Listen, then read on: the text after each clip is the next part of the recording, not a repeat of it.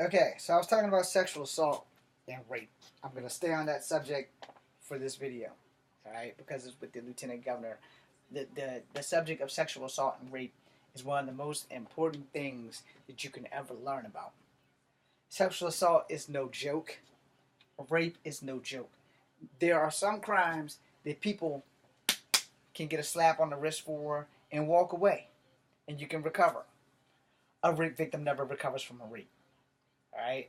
They move forward, they move on, but they never recover from a rape. Alright? They don't.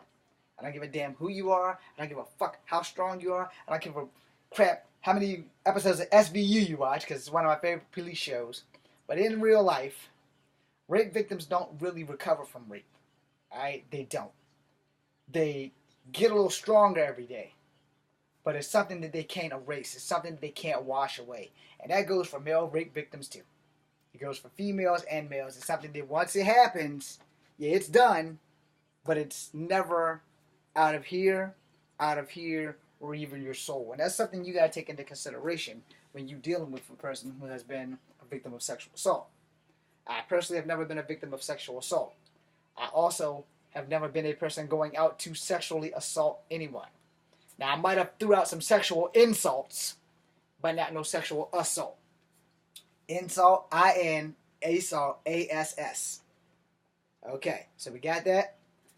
Now, the thing with sexual assault is that anything now today can be technically classified as a sexual assault. If you see in my other videos, I specifically pointed out a couple of things. So let me point them out again. Groping a lady without her permission is sexual assault. If a lady's bent over like this, and you're texting and walking, and you bump into her with your crotch into her backside, she can get you for sexual assault.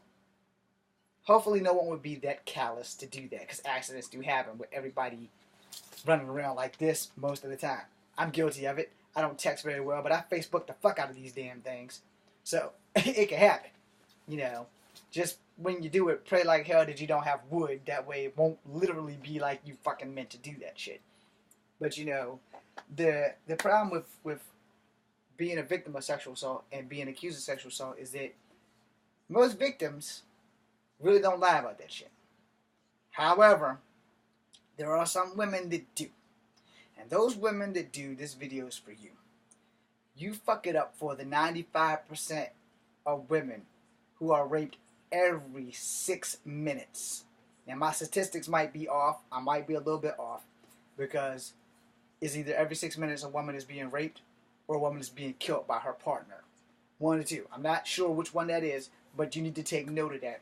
As a person who has lost 4 friends due to partner violence, you need to listen to me on that. 1 in 6 women that you know, or don't know, but will know, has been a victim of rape on some level or another, or sexual assault. That 1 in 6 women don't go and report it. Mostly it's due to shame. It's due to, how did I let this happen? Why did this happen? What could I have done better to prevent it? Here's the thing. There ain't a damn thing you could have done. There ain't a damn thing. If you're not prepared every day, if you're not someone like Ronda Rousey, or a wrestler, or somebody who has some kind of physical training, there's nothing you could have done. There's nothing. There's nothing. Even a trained female police officer can be raped. It's not something that anybody could have done.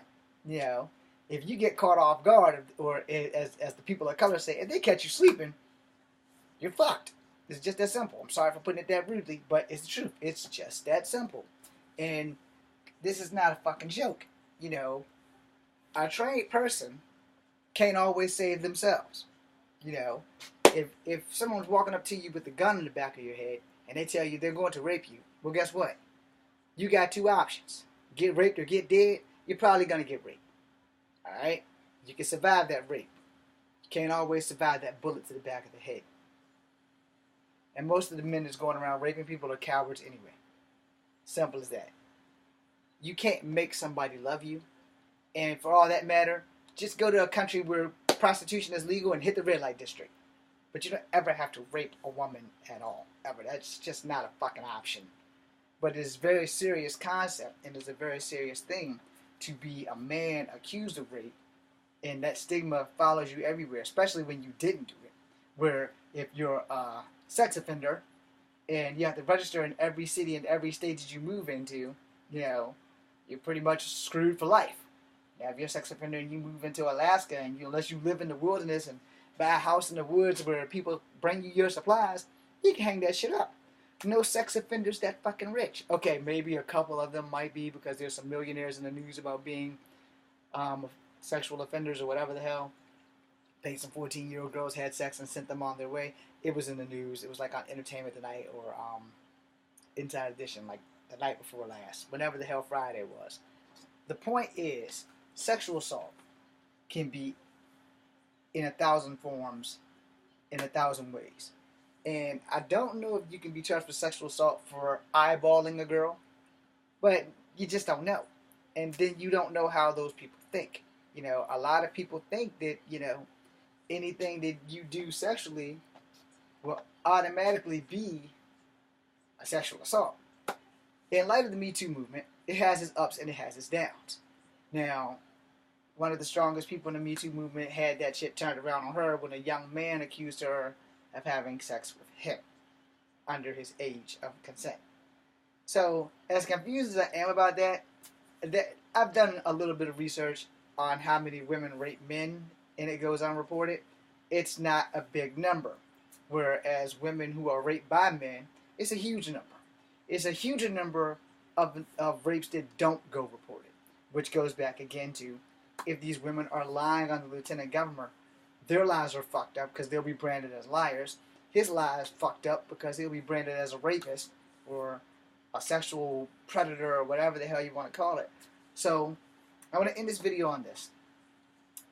There are crisis hotlines. There are rape crisis hotlines and suicide hotlines because a lot of women who are raped never recover and they do go off and commit suicide. Nobody ever knows what the fuck happened to them, but they do commit suicide. A lot of men rape do the same shit. Go and commit suicide and you'll never know what happened to them, unlike me who has a few mental issues and I have counseling for that. But you know, there are things that lead to that. But a lot of suicides with women are mostly due to a sexual assault. You know, and we need to be aware of that. A lot of suicides to men is either money or something else that went totally fucking wrong, but it's very rarely a sexual assault. However, it can happen, and we need to be aware of that. For the two women that's popped out of the woodwork on the lieutenant governor, they're going to have a whole lot of battle to deal with because TLC did their best with the song His Story Over Mine. Alright? Now, on the other hand, the governor's got an uphill fight. The lieutenant governor, has an uphill fight because if he didn't do this and these women are out for blood or out for cash, he's in deep shit. You know? And that means we, the taxpayers who pay him, are in deep shit. Because what do? Now you got a guy who does well, but yet he'll be branded as a fucking rapist. You got women who might be victims. So there's no way to spin this. I mean, there's really no way to spin this other than to wait for the investigation to come and see what happens after that. I'm James from Virginia. This is Come Family number 2. Be seeing you.